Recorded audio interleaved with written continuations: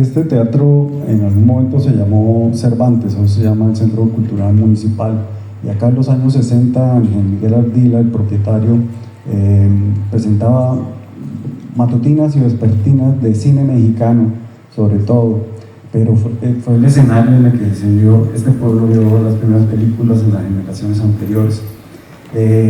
Entonces es muy interesante poder apreciar su película en este escenario con estas nuevas generaciones. Iván Gaona, pues ustedes ya lo han conocido, Adiós al amigo acaba, no sé si todavía está en salas o en algunas salas, pero va a salir. Y es también el director de Pariente, toda su cinematografía se ha hecho en Santander, cortometrajes con Iván Gaona de Websa, con la comunidad de Websa y de otros lados. Se formó en la Escuela de Cine de la Universidad Nacional, que ha dado una jornada de directores fabulosos, con una nueva cinematografía colombiana. Yo quisiera preguntarle si usted está de acuerdo con esa clasificación comercial del western que se le ha impuesto un poco a lo que usted ha hecho desde Parientes en adelante, porque Parientes también fue considerado western. Esto ya es una evolución del tema de la guerra mundial. ¿Está de acuerdo con esto? ¿Cuáles son las características de su western? Sí, como también respondiendo lo que preguntabas, y trayendo a conexión como la historia de este teatro, como que hubo un común denominador, como en muchos pueblos, como de esta área andina, digamos, en Boyacá, Santander, Cundinamarca y hacia Antioquia también, es que esa época de oro del cine como mexicano, como de alguna manera patrocinada por el gobierno mexicano de los 40 hacia acá, que invitó a que la cultura mexicana intentara colonizar Latinoamérica y también Colombia, trajo como cosas a Colombia. Una cosa fue como el Teatro México en el centro de Bogotá, que fue como muy popular en su momento, y todas esas películas que se pasaron quedaron guardadas en una bodega que hoy en día existe en Bogotá, una empresa que se llama Pelmex, ¿no? Y esas películas que se exhibían en Bogotá luego se ponían en alquiler para exhibidores itinerantes que iban por toda esta región, trayéndolas a teatros y a atrios de iglesias. Entonces en mi pueblo particularmente no hubo un teatro así, pero pues en el atrio de la iglesia era el espacio para ver las películas, y la generación de mis padres y tíos y tías pues vieron mucho cine mexicano y algunas películas de vaqueros gringas, ¿no? Entonces uno de alguna manera sentía una cercanía porque esas formas de comportamiento de esos personajes con ciertas texturas, ciertas formas de comportamiento se parecían a la gente que uno conocía en el pueblo, o la gente del pueblo se parecía a esos personajes, ¿no? Y en un punto yo sentía que había como una conexión muy cercana con esas formas de contarse, ¿no? Entonces de manera orgánica, de alguna manera, cuando uno empieza a estudiar cine y ve que esas cinematografías de películas de vaqueros son importantes, ¿no? Para el mundo del cine, porque cuando uno está en el mundo del cine pues son películas de vaqueros, ¿no? Gente que se avala pero cuando uno, digamos, entiende la dimensión de la historia de estas artes, me pareció que era un punto de partida interesante como en la formalidad estructural de contar historias y de tomar elementos de allí para contar elementos del propio pueblo, ¿sí? Y luego pues cuando uno se lanza una película pues hay que ponerle un género, y lo más cercano en el diálogo del hábito de consumo del cine es el western, ¿sí? Pero digamos que uno no anda pensando en hacer un western, ¿no? Sino que anda como referenciándose las formalidades del arte que uno aprendió y intuyendo otros caminos, y ese género se vuelve un punto de partida para de alguna manera hablar del espacio propio, ¿no? El trasfondo histórico que plantea la película de entrada es el final de la guerra de los 1000 días en 1902, que es un episodio que queda como una gran cicatriz en Santander.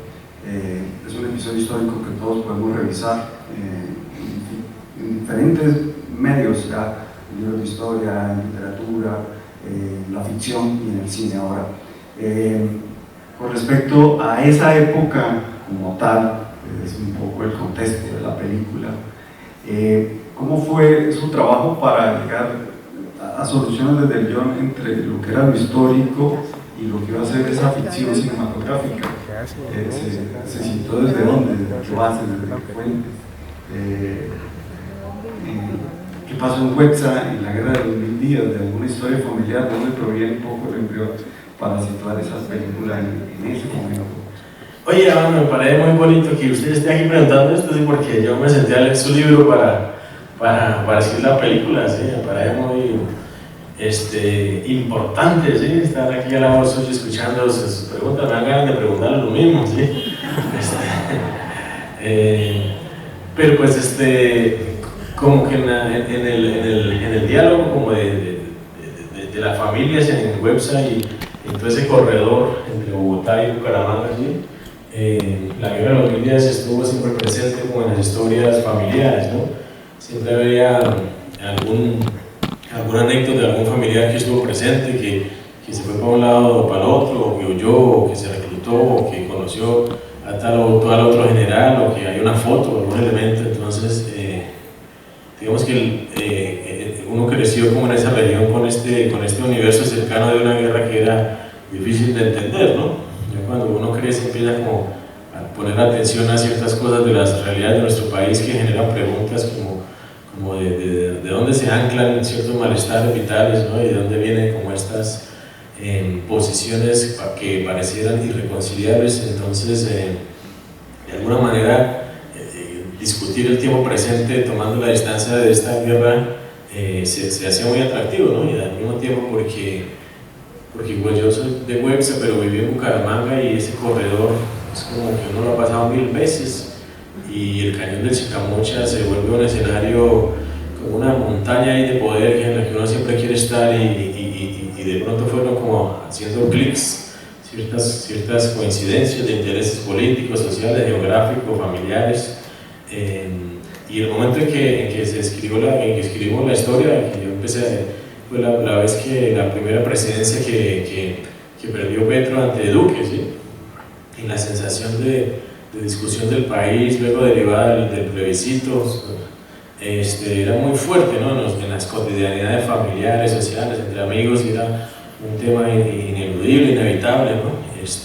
Y al mismo tiempo usted sacó un libro increíble, ¿sí? Y sentarse a leerlo y sentir que también había como desde otro punto, otro epicentro de Santander, una atención como a un relato desde la ficción y la narrativa, se generaba como una inercia de interés que al mismo tiempo no se sentía tan lejos porque claro, cuando uno tiene un abuelo, el abuelo del abuelo estuvo ahí en esa guerra, ¿sí? Y luego había en las cotidianidades de los campos ahí unas formas de interrelación y de lenguaje y de costumbres que no se sienten tan lejanas cuando uno empieza como a indagar ciertas cosas y entre más indaga uno, más cercano se siente el tiempo histórico.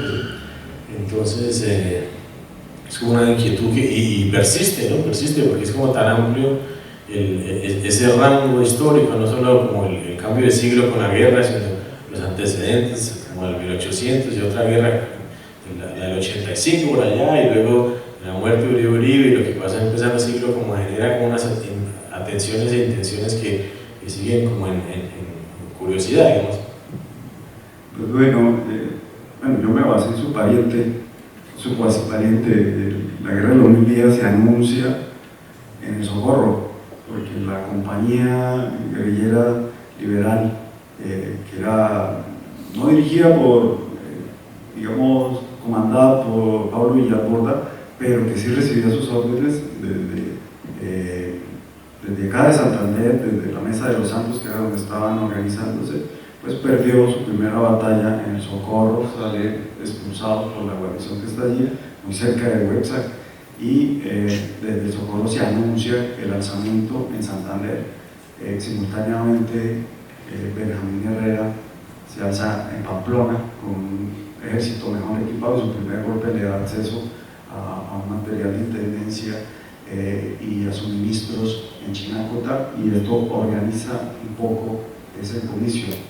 Uribe hace su aparición como un tercer actor, se junta con Villarborda y organizan la guerrilla de esta parte de Santander. Cuando ya se juntan los dos ejércitos, pues empieza la marcha que va a conducir como a las primeras batallas que son desfavorables al ejército liberal, se desintegra y viene toda esa atomización de lo que fue el segundo y el tercer año de la guerra hasta el armisticio. Es curioso que la película presenta varios grupos y tipologías sociales de Colombia. Hay indios, hay negros, hay analfabetas, hay obreros, hay gente que sabe hacer cosas con las manos, que usa tecnologías rudimentarias pero que eran avanzadas para entonces, como el camarógrafo que aprendió el oficio de su padre, el soldado Alfredo Marte, que uno no sabe exactamente qué es, pero que habla como los de Websa, que habla como los de esa zona limítrofe entre Boyacá y Santander, que es donde, ¿cómo es que se acaba el hijueputa y comienza el malparido? Entonces, esos elementos, no sé, en literatura diríamos costumbristas, pero en cine tiene como otra connotación. Usted lo seleccionó para ser coherente con el género y tocar ciertos grupos humanos, o para dar un retrato de ese país que era entonces. ¿Cuál fue el país que usted intentó retratar? ¿Cómo era? Sí, como en el momento del país, digamos, del 2017-18, que estaba como en la investigación, lo que me generaba mucha inquietud era el efecto de las cosas macro del país en la cotidianidad, ¿sí? Como que todos estábamos muy atentos de las noticias, de los medios y opinando, haciendo eco de las opiniones que se alineaban con uno, pero esas opiniones se trasladaban como al comedor de la casa, ¿no? Y a los amigos sobre todo. Entonces el corazón de la historia era muy sencillo, ¿no? Como dos hombres que encuentran, que buscan lo mismo y cada uno ve cosas diferentes mirando lo mismo, ¿sí? En el caso de la película, pues una persona es hermano, pero también es un asesino, también es alguien a quien justiciar o alguien. Y entonces anclando esa historia, digamos, como en el escenario de la guerra de los 1000 días y como haciendo como unas lecturas intuitivas, ¿no? Porque uno, digamos, lastimosamente no tengo yo como un haber histórico, un método de trabajo de cómo acercarse uno como a la historia. Y que días hablamos con una historiadora que hay como no sé deuda de quién, pero como que el común de nuestras personas no sabemos cómo acercarnos a cierta oficialidad de los hechos de la historia. ¿Dónde está eso? ¿Sí?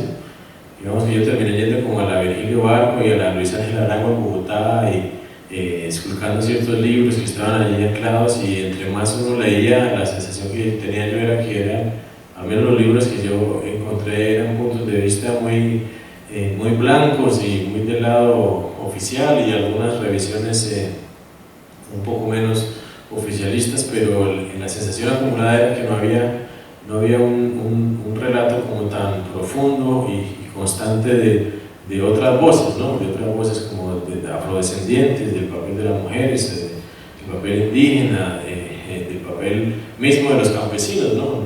Más que números y formas de reclutamiento, cuáles eran las inquietudes y afanes de sus cotidianidades. Y empieza uno como a imaginarse como el retrato de un momento que uno no piensa como retratar el país, sino como retratar como la cercanía de un grupo de personas, y en un punto como que esa sensación también de no saber si estos referentes históricos que uno se encuentra, ¿sí? No tener tanto tiempo, digamos, años para dedicar a seguir investigando, son verdaderos. A mí me empezó a crecer la sensación de que esto es un relato también, ¿sí? Esto que está escrito y lo que encontramos es un punto de vista. Entonces, ¿por qué no permitirnos crear otro punto de vista, ¿sí? Como siendo conscientes de las ciertas imprecisiones históricas, de las posiciones de ciertos personajes, de sus motivaciones, al menos geográficas, entonces teoricemos, ¿no? O sea, permitámonos ficcionar y tener licencias sin ánimo de ofender a nadie, pero es como usemos estos personajes y al mismo tiempo permitámonos retratarlos para crear una referencia en la cabeza de nosotros mismos sobre esos personajes. Es que a mí me parece que precisamente esa oficialidad de la historia deja de lado como un montón de voces, ¿no? Que además estoy muy de acuerdo porque No sé si es el libro El año del sol negro de Daniel al que hace referencia sobre la guerra de los 1000 días, que es un libro que además toma esas voces que han sido rezagadas y las empieza, digamos, como a darle luz y a darle voz para las personas que de pronto estuvieron ayer y que nos acompañaron en el cierre del Festival de la Palabra. Ese es uno de los libros de Daniel, de la pentalogía, que se llama El año del sol negro. Yo quiero preguntar, saliéndome un poquito sobre los actores, porque son actores del pueblo de donde eres, no son actores, digamos, formados profesionalmente como actores, son hombres y mujeres del pueblo. ¿Qué hace, digamos, que elijas ese tipo de actuación? ¿Qué hace que un director elija ese tipo de actuación? Un actor natural, ¿no? Le dice, no sé por qué se hace esa elección, ¿qué te sugiere, digamos, esa actuación más allá de la actuación de un actor profesional? Sí, pues como que en el momento en que yo estudié cine, como en el 2005, por ahí, en toda Latinoamérica había como un agotamiento del tono como interpretativo derivado de la televisión, ¿no? Y esta nueva generación de contadores y contadoras de historias quisieron volver a anclar como un realismo en los relatos y empezaron como a echar mano a personas que estaban cercanos a los entornos que se querían retratar, ¿no? Y hubo ciertas personas que pues, generaron como impresiones muy fuertes. En Colombia, pues Víctor Gaviria fue como ese primer equipo de trabajo que generó como una cercanía de la potencia más cercana de las cotidianidades de nuestras ciudades, al menos en ese momento. Entonces, la generación de la que yo hice parte, como decía Daniel, de personas de la Nacional, había una inquietud muy fuerte de qué era el cine nacional, ¿sí? Y cómo qué es el cine nacional, que se sigue discutiendo también.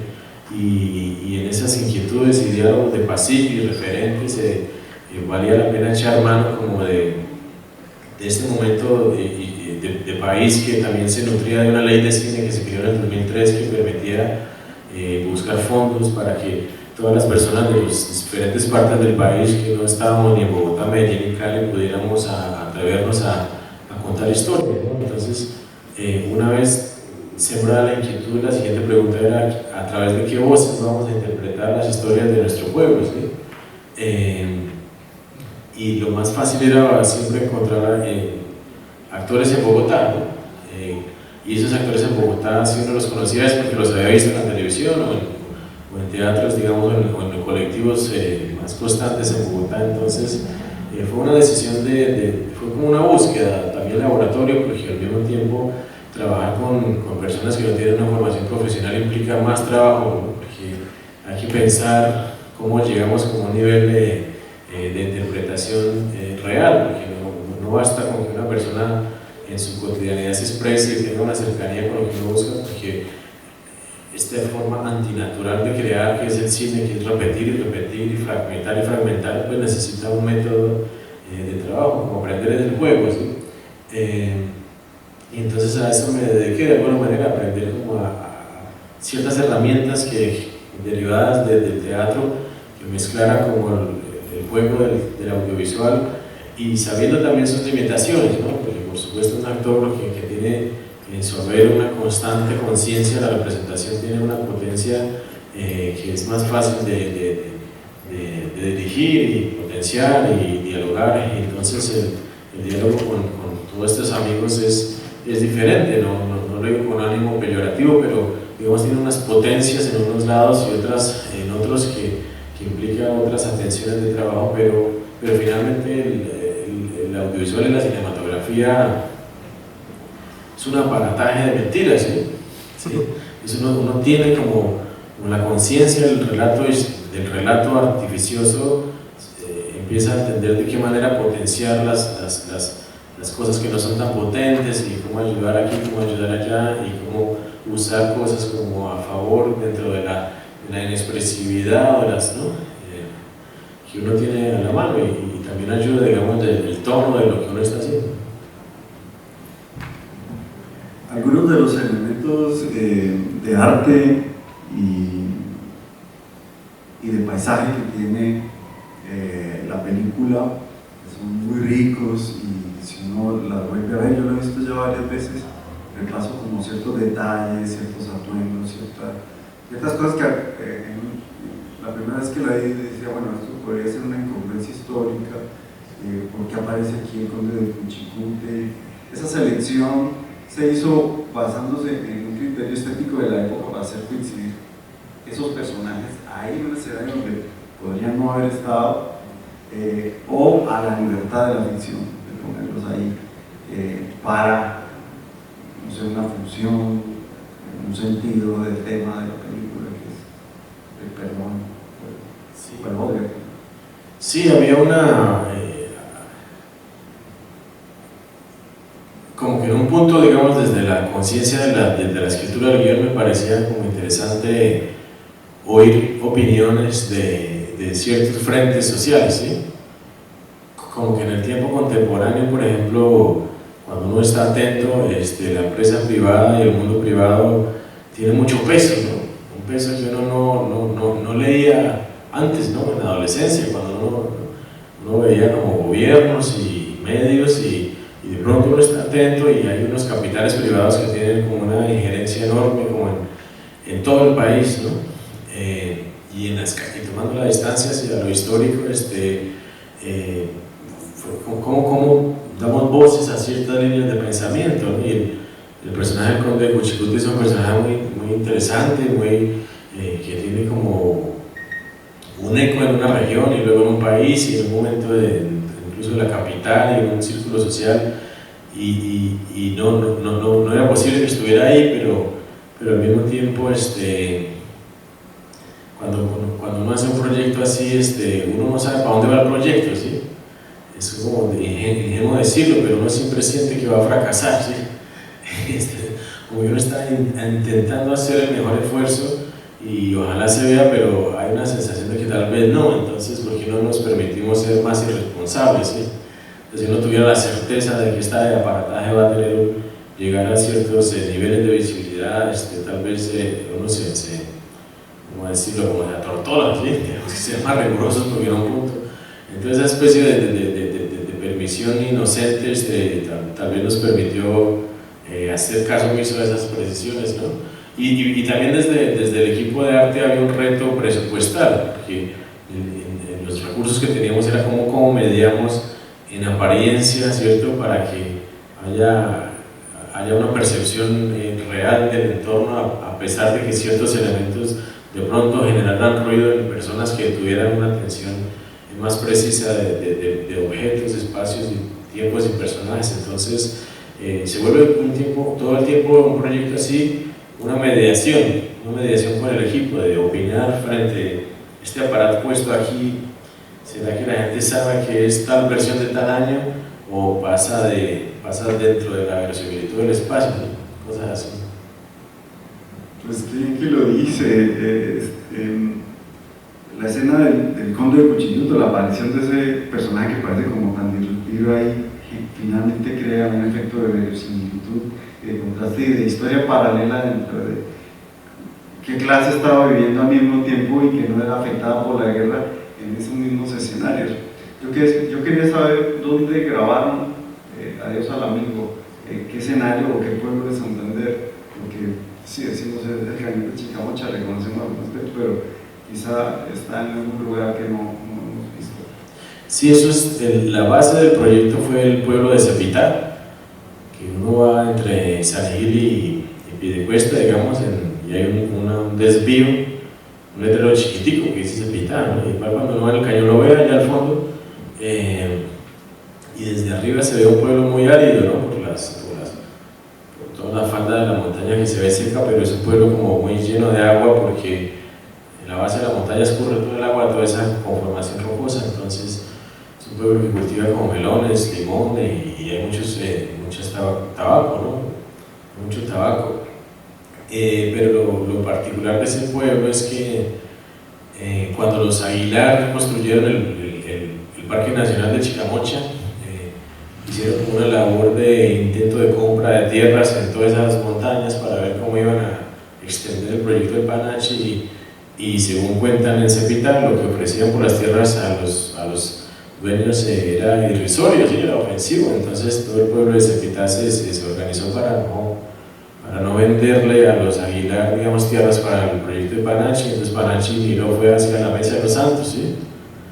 El Parque Nacional del Chicamocha. Entonces eso generó como en Cepita como un congelamiento de muchos años de su avance de infraestructura, ¿sí? Eso cuenta la gente de Cepita, ¿sí? No me consta la verdad, pero hay una molestia constante de los habitantes de Cepita que parece muy cercana a la realidad. Entonces eso hizo que de Cepita hacia las Veredas haya como un descuido histórico, ¿sí? Y haya generado un congelamiento de las montañas y los caminos, y no hay ni postes de luz, y no hay ninguna referencia del avance histórico, ¿sí?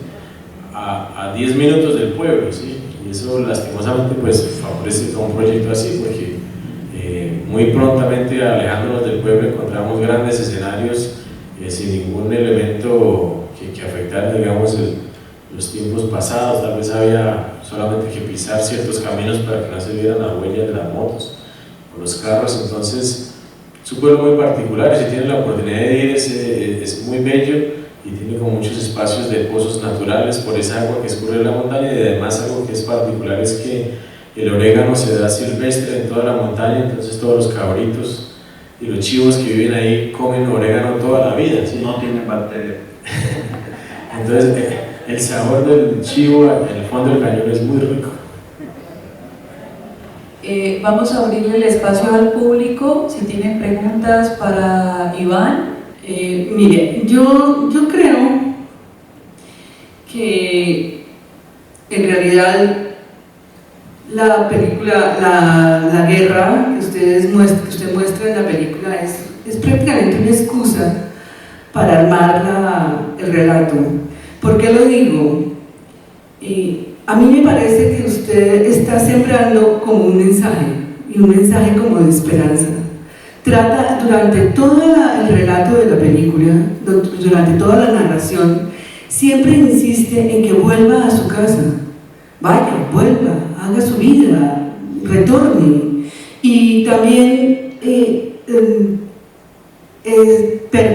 busca con cualquier excusa mandar como un mensaje. Por ejemplo, el conde de Cuchicute, cuando dice: no le entregue esa plata, ¿para qué les devuelves? Si personas como yo podemos hacer mucho mejor con esa plata. Y también mensajes como la del general, la del Uribe, cuando dice que la guerra no sirve para nada, que la guerra ya se acabó, que se vayan, ¿sí? Y el cierre. Los cierres pueden ser muchos, pero ese cierre usted lo convierte en una esperanza, porque ¿cuál es el retorno? Quedarse en la casa con la mujer, con el tabaco o con el fotógrafo. No hay un cierre como uno espera dentro de la novela o dentro de los relatos que son trágicos, ¿cierto? Uno siempre termina pues como el derrotismo, ¿sí? ¿Por qué siempre hay ese sentimiento como de esperanza que usted trata de transmitir, como de optimismo? ¿Es que usted lo ve así? O sea,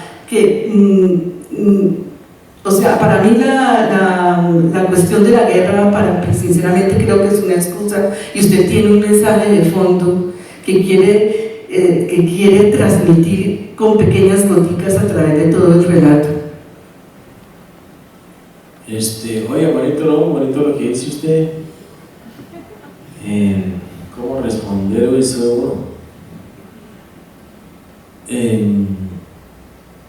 Pues uno termina hablando de cosas propias, ¿no? Como puestas como en las intenciones de ciertos personajes, a veces de maneras conscientes, a veces no tan conscientes, pero hay algo que sí es consciente, y es que como que el oficio como de la cinematografía, que es lo que intentamos, se representa como en la inquietud del soldado y el fotógrafo, ¿cierto? Como que la base del relato es que un soldado quiere tener una memoria de sí mismo, ¿sí?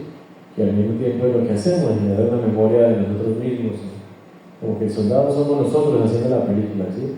Pero al mismo tiempo como el trabajo con todos estos amigos paisanos de mi región y todos estos paisanos que tienen unas historias de vida como muy fuertes, pesadas, ¿no? de una batalla siempre social y cultural derivada de todos los malestares de nuestro país y nos encontramos de pronto en un proyecto y si nos paráramos todos los que actúan en la película, nadie piensa igual de política, por ejemplo, todos tenemos posiciones muy diferentes, nadie es cercano incluso de pensamiento.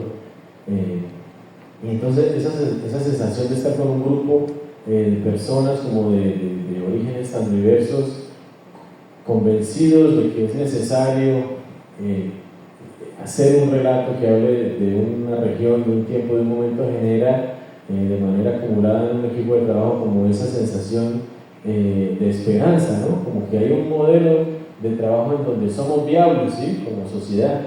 Como de pronto estamos todos aquí juntos en medio del cañón con ese solazo, ese calor, derritiéndonos y hablando de una cosa y que vamos reescribiendo incluso en el set y alguien piensa que podría ser mejor así y de pronto este votó por el uno y el otro votó por el contra y este le cae mal y de pronto todos estamos en pro de un propósito que es intangible además, ¿no? Porque algo que tiene como la cinematografía y todas las artes es que pareciera que a nadie le hace falta, ¿no? Al menos en las cotidianidades de nuestras regiones, nuestras cotidianidades políticas, ¿no?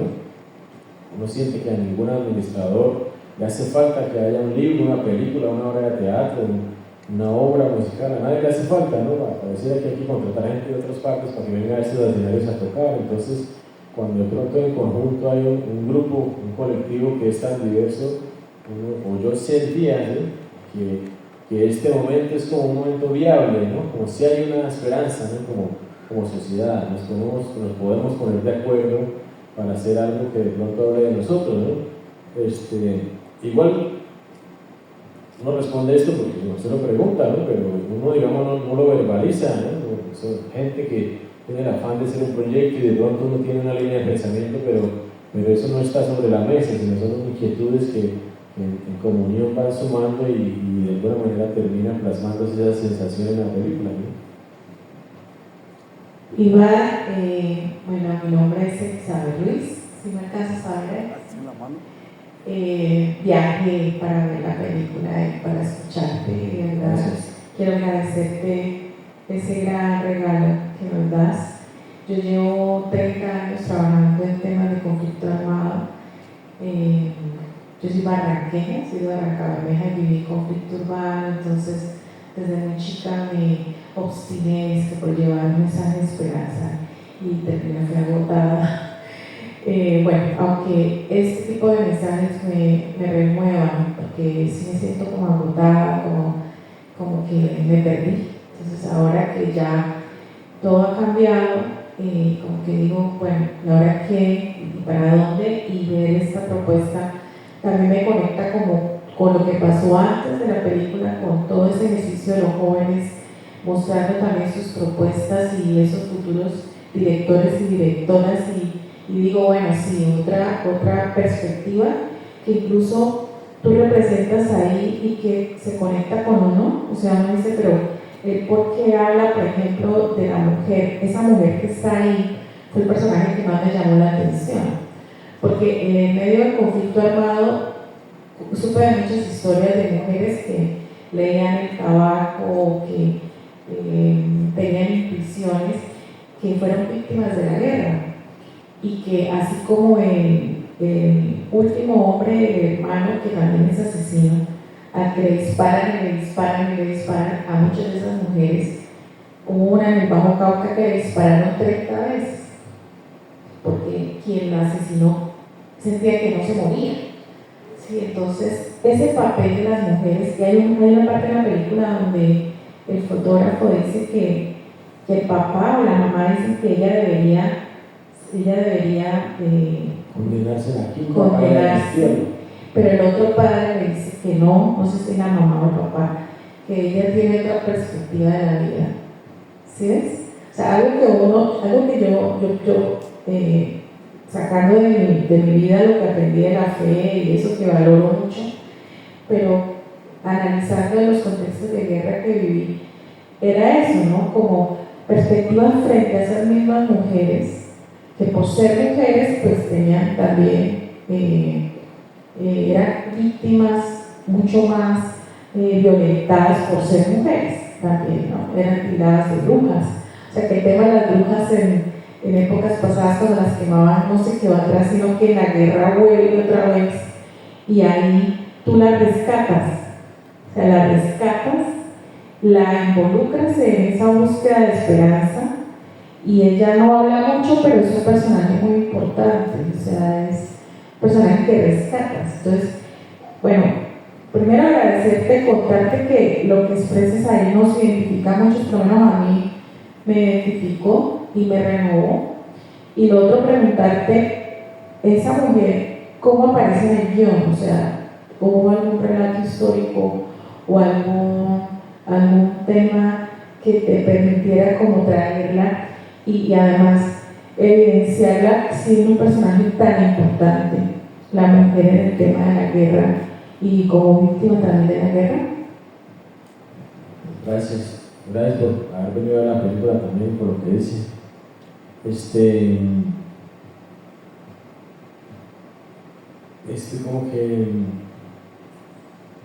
Como que uno desde el feminismo está invitado a discutirse, ¿sí? Y uno desde el encuentro con el feminismo empieza a ver lo mal construido que está, ¿sí? Y lo cómodo que es la formación patriarcal que uno tiene, ¿no? Y a pesar de que uno entre con el diálogo de deconstrucciones, es muy cómodo, ¿sí? Es muy cómodo el machismo. Y entonces, digamos que en ese momento de mi vida en que escribí eso, también pensé que valdría la pena hacer como una película conscientemente masculina, ¿sí? Como de hablar, no por la invitación del feminismo, incluir como personajes femeninos porque sí, porque genera una equidad de género en el relato, sino que conscientemente pensé que valdría la pena hablar de esa fragilidad de estos hombres desde masculinidades diversas, ¿no? Y generando cosas propias, pues como contando como que el personaje principal con el que me identifico mucho es un hombre que es cobarde, ¿sí? Como que lo dice en un texto como que está vivo porque es cobarde, ¿sí? En el contexto de guerra en el que está.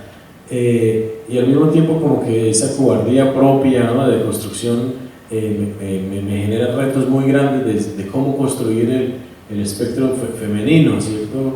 En donde fuera coherente y verosímil y de alguna manera también construyera algo a favor del relato sin que fuese forzado, pero también hay algo que ofrece la región y que está en la cotidianidad de todo Santander y me imagino todo el país, pero en particular de Sepitaira, la forma como el tabaco existía, ¿sí? Como a través de estas casas, de estos canelles, ¿no? Y la forma como las mujeres, según lo que yo entendí de este pueblo al menos, es que para alojarnos como en casas en Sepitaira que alquilamos para que el equipo se quedara, las mujeres mayores, abuelas, nos alquilaron 2 casas y estas mujeres eran comerciantes de tabaco a pesar de sus maridos, ¿sí?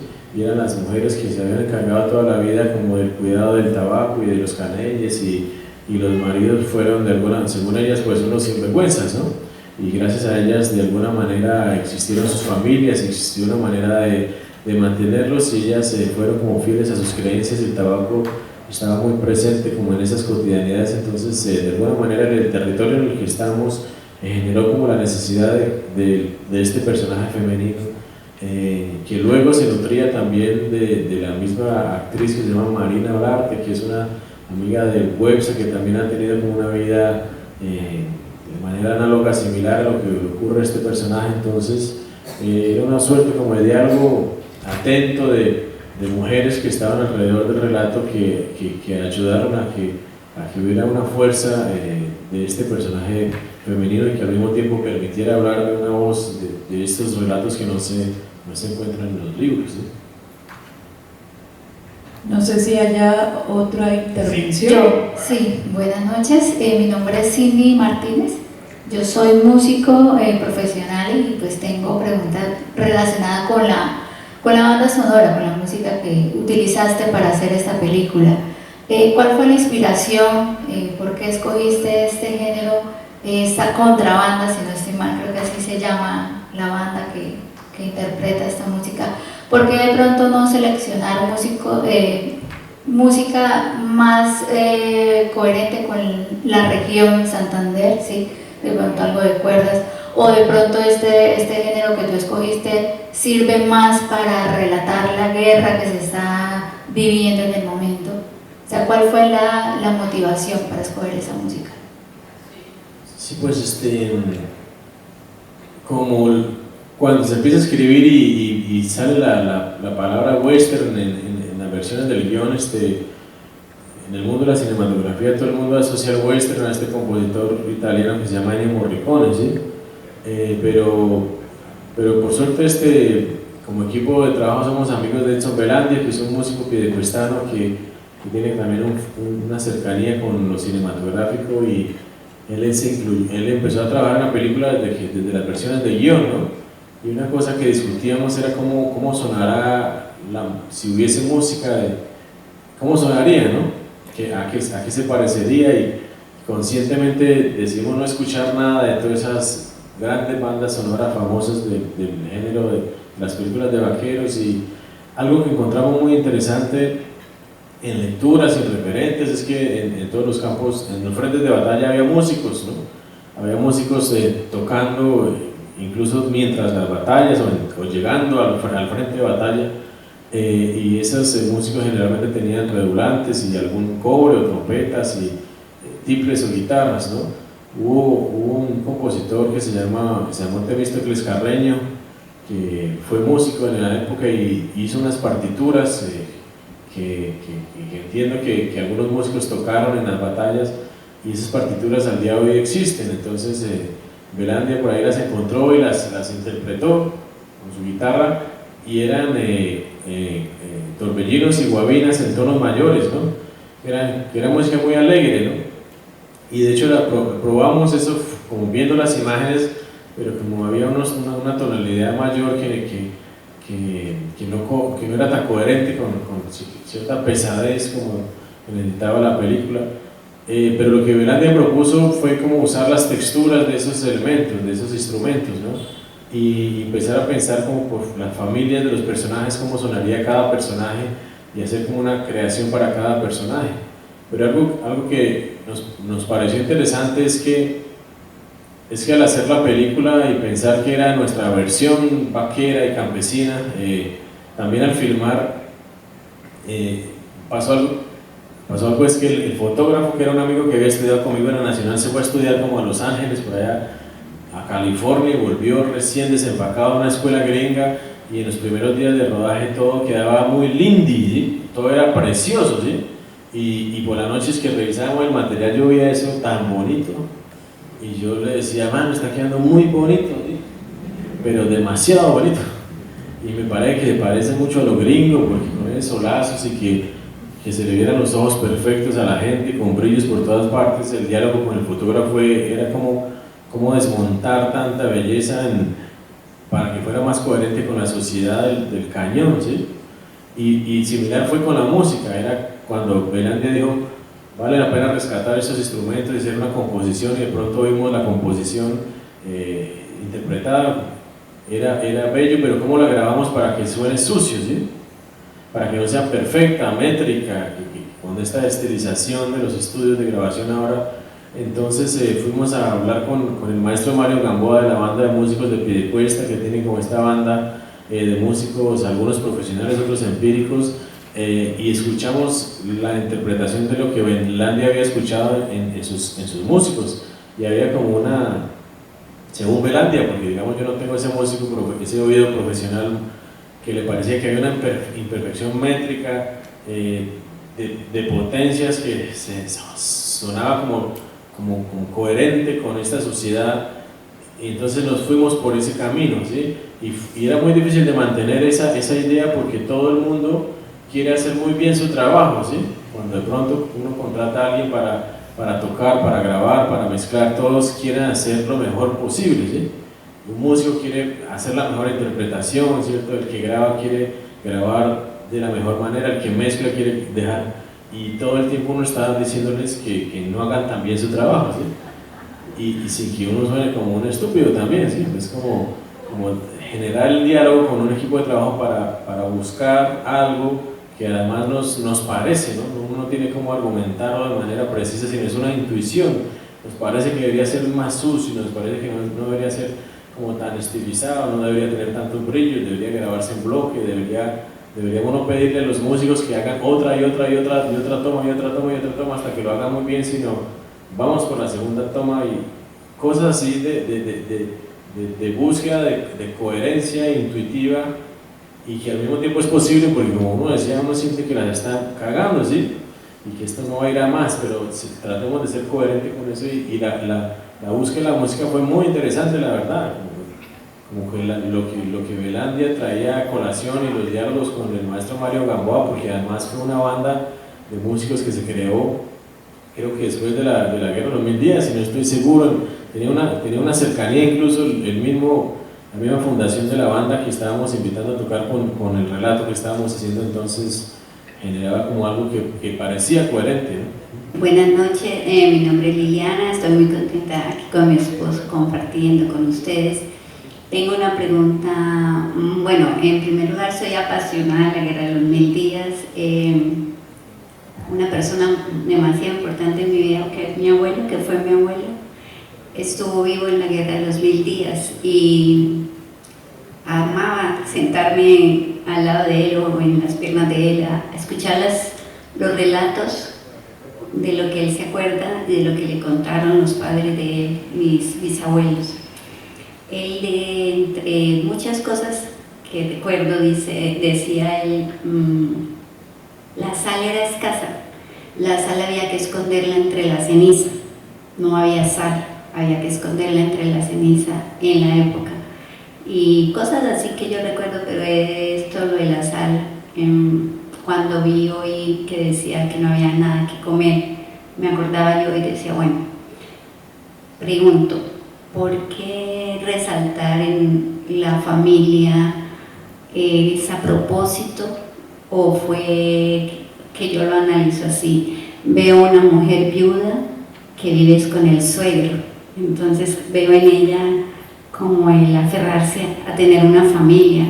Veo un hijo que le ha matado a su padre y que se ha aferrado al dolor de haber perdido esa parte o esa unión que hubo en su familia, y veo a un soldado que lucha contra el mundo por mantener a la familia unida, que es su hermano, y que vuelva al hogar a buscar a su esposo por lo del niño que viene en camino. Entonces mi pregunta ¿es intencional resaltar la familia o por qué resaltarla si no fue? O sea, esa es mi pregunta, ¿es intencional? Como que en el transcurso de la película yo veo que hay como una tendencia a la unión familiar, perdón.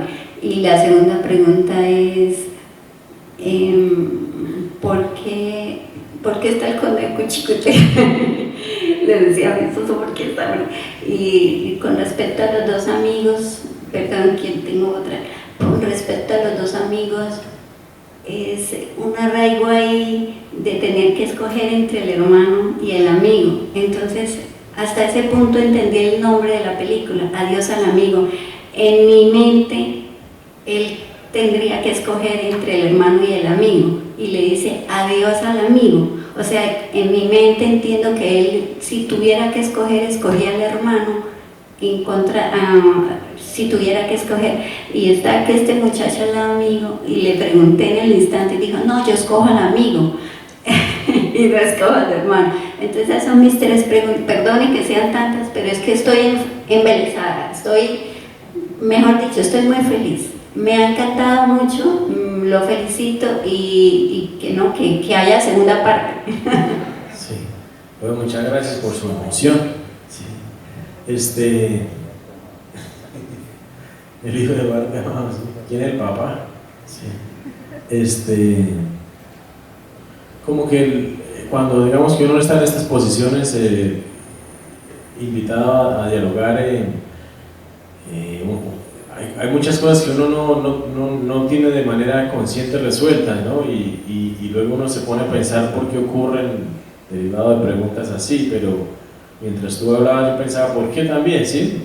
Pero sí hace parte tal vez de pues de las formas de pensamiento de quien está haciendo el proyecto, porque también me acuerdo precisamente que en el 2017 y 2018 que había como me acuerdo unas cartillas de equidad de género que estaban repartiendo como entre las escuelas del país, y que medio país salió a marchar porque decían que iban a volver como homosexuales a todos los estudiantes por esas cartillas, porque esas cartillas digamos que invitaban a replantear, a repensar cómo eran nuestras familias, ¿no? Y que no solamente era como la forma hegemónica derivada, digamos, de la Biblia católica, ¿sí? Un hombre, una mujer y unos hijos, y naturalmente uno en todas nuestras cotidianidades crecemos con formas diversas de la familia, ¿sí?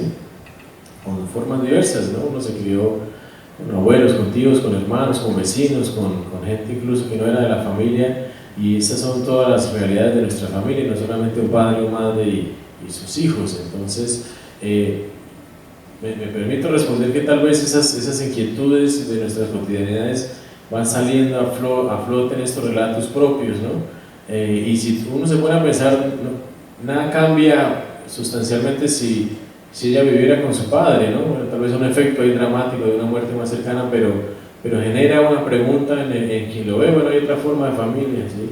Y sigue en la casa de sus padres, y se preocupa por la memoria de sus sobrinos, ¿no? Y el general Uribe le parece importante los hermanos, ¿sí?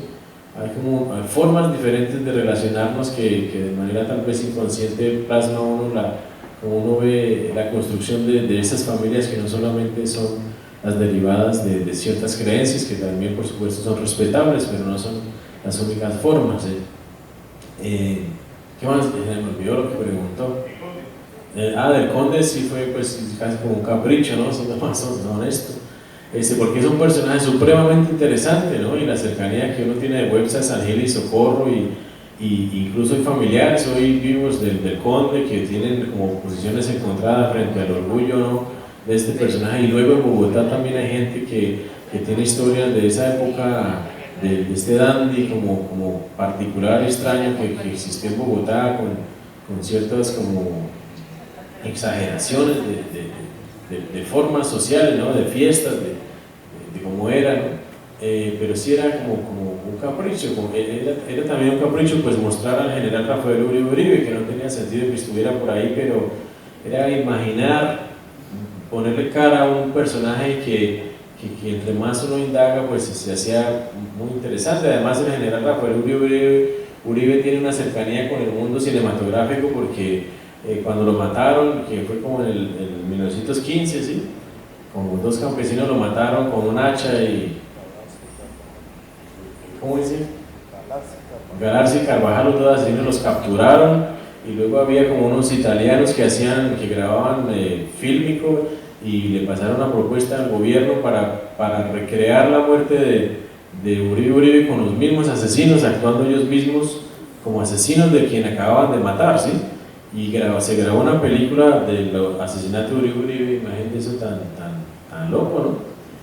Y ese fílmico se perdió y no existe una copia, pero los que estudiamos cine en la historia siempre que se supo que ese material existió. Entonces era un capricho, ¿sí? Como traer al fílmico, digamos, la imagen de un hombre que tuvo una relevancia histórica. Y la última pregunta, ¿cuál fue?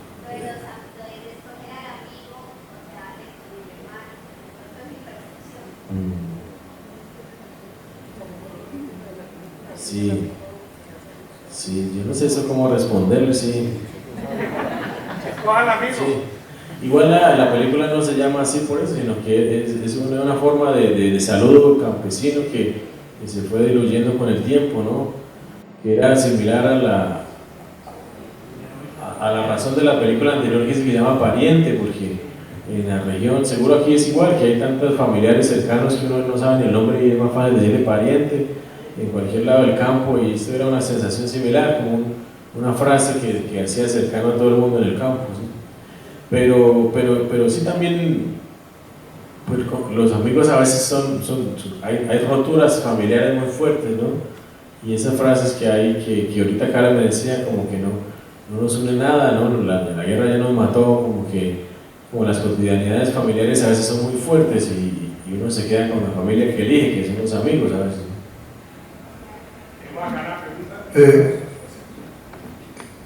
Maestro, es una pregunta referente más bien histórica, que en un momento dado como que me siento un poquito desubicado desde el punto de vista geográfico de la película, en ese sentido. Es que coloquialmente la historia siempre cuenta que Uribe, después de Pablo Negro, tuvo que huir y bajar por aquí, por la Virginia, bajó huyendo hacia el río Magdalena, buscando salida de esta zona. La película muestra a un Uribe que va saliendo porque ya prácticamente la guerra ha terminado. Entonces, geográficamente, ese pasaje, ¿en qué parte de la historia o de la geografía se ubica? ¿O es que la historia que yo conozco, que conocemos, de que por aquí va huyendo, de pronto no es tan real? Entonces, si de punto, o sea, para hacer esa película y hacer el guión, me imagino que ustedes tienen que hacer un estudio muy fuerte de la parte histórica para ubicar el escenario de lo que fue la época, porque eso fue la guerra de los 1000 días. Y la otra pregunta es, el nombre de la película, ustedes como productores, ¿se lo dan cuando hacen el guión o a medida, o cuando ya se acaba toda la película, digamos, de escribirla, de montar, es que se le da el nombre a la película, o desde un principio se ha definido que tiene una película a nivel de producción? Y gracias, sí, no, como decía ahorita, ahí el general Rafael estaba por el norte, creo, sí, había echado como para la costa, y eso lo sabíamos, pero como le respondía a la señora, eso era un capricho irresponsable, ¿sí? Y además era este hombre que interpreta el personaje que se llama Suetonio Hernández, tiene una vida muy particular en mi pueblo, y es un hombre que si ustedes pasan por webs algún día, que están invitados por allá, se les atiende con un tinto. Es un hombre que genera una impronta muy fuerte de hombre campesino con botas y sombrero, digamos, vaquero, y entonces era un doble capricho, ¿sí? O sea, sentir que el héroe de mi pueblo, ¿sí?, iba a ser también este héroe histórico, ¿no? Como un regocijo propio, egoísta y necio, ¿sí? De decir, vamos a hacer una película en donde este señor Suetonio va a ser el general Uribe, ¿sí? Y no me importa que sea impreciso, ¿sí?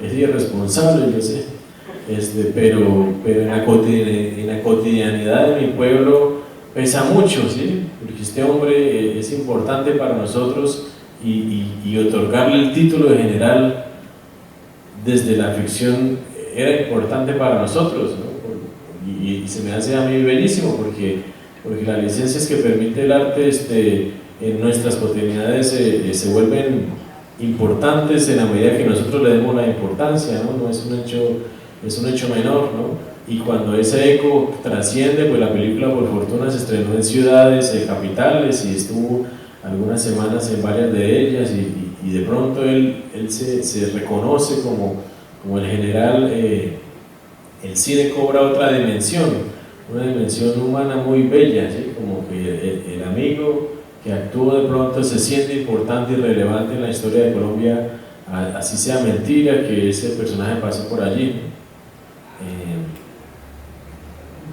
¿Por qué me va la memoria? ¿Qué dijo luego usted? El nombre de la película, sí, ¿no? Es como, muchas veces cambia luego cuando se hace la película, pero desde un principio sonó como bonito el nombre y rimbombante para la película, y luego fue volviéndose más coherente a medida que se hacía. Buenas noches, yo quería preguntar con respecto al personaje del retratista, ¿por qué justamente esa profesión? Si es algo que va ligado solamente al deseo del soldado, o tiene un trasfondo más la elección de esa profesión.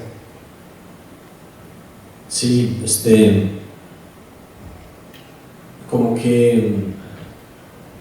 como que en la inquietud de hacer cine en Santander, ¿sí? Está la pregunta de por qué no existió el cine en Santander, ¿sí? Por tantos años y por tantas décadas no hubo una manifestación tan fuerte como en Bogotá, Medellín y Cali, e incluso en la costa, ¿no? Entonces área andina como que hubo ciertos privilegios que permitieron que varias personas hicieran cine, porque siempre ha sido como un medio de expresión muy caro y privilegiado, ¿sí? Y la pregunta era ¿por qué en Santander no? Porque siempre hubo una cercanía con las primeras exhibiciones del evento circense, del show de pasar películas que venían por allá de Estados Unidos y de Europa, y que la primera vez que se pasó una película fue en Panamá, y luego la segunda vez que se pasó en Colombia fue en Bucaramanga, ¿no? En el Teatro Peralta, por allá en 1897, que es el póster que está ahí, que sale en la película, que tiene el retratista en su casa, ¿sí? Y esa inquietud propia de por qué no ha habido como un escenario más contundente de creaciones del cine, es una inquietud que nos inquieta como equipo de trabajo constantemente, ¿sí? Y al mismo tiempo, al inquietarnos, estamos haciendo películas sin pausa, pero sin prisa, digamos, ¿sí? Y generando como esa pregunta que no hemos podido responder. Entonces, ese papel de un hombre que de alguna manera no es tan consciente de la fuerza, de la memoria que tiene su herramienta, es como una metarepresentación de nosotros mismos haciendo cine, ¿sí? Como un grupo de personas que tienen un aparataje que tal vez más adelante se va a entender, ¿sí?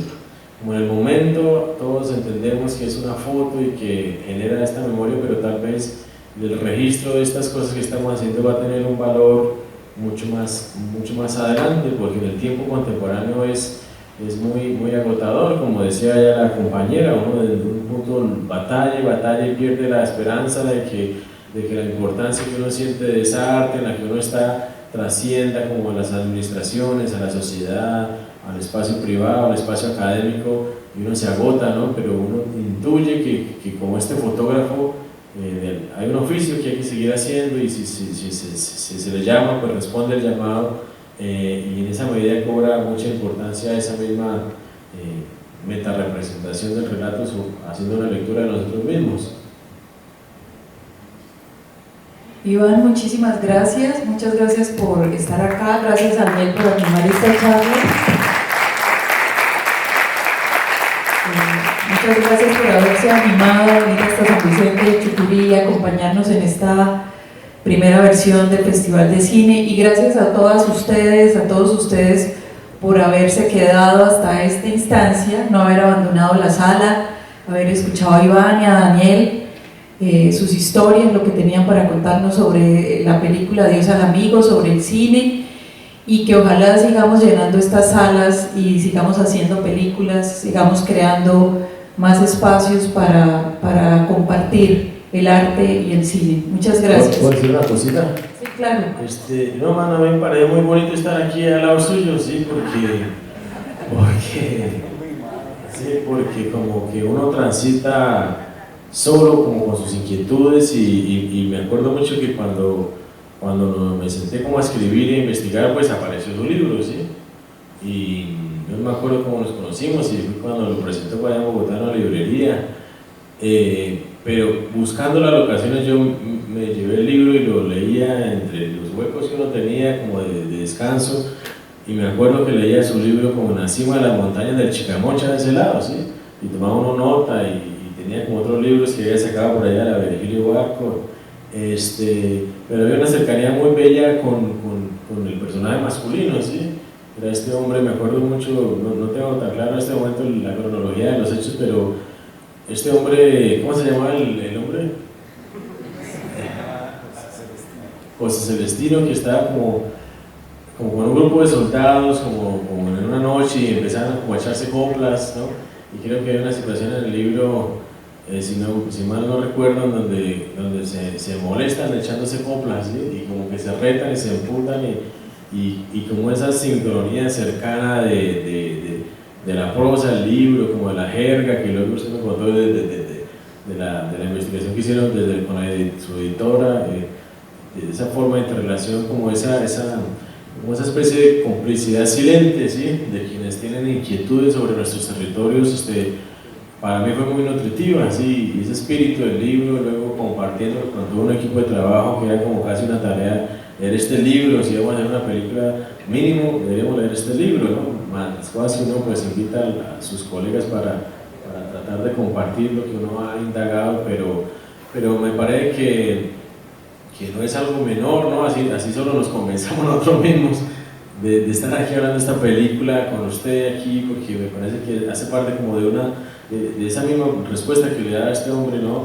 Como ese esfuerzo de metarepresentación de todos los espacios a los que pertenecemos, de este esfuerzo de este festival que están haciendo aquí, de compartir lo propio, que no necesariamente estamos viendo aquí películas gringas y hablando de otras cinematografías, sino revisando nuestras cotidianidades, con nuestros acentos, con nuestras texturas, con nuestras imperfecciones y con nuestras lecturas inquietas, constantes, y me parece que es algo para celebrar, por lo cual le agradezco a usted y le agradezco a todas las personas del festival por generar estos espacios, ¿sí?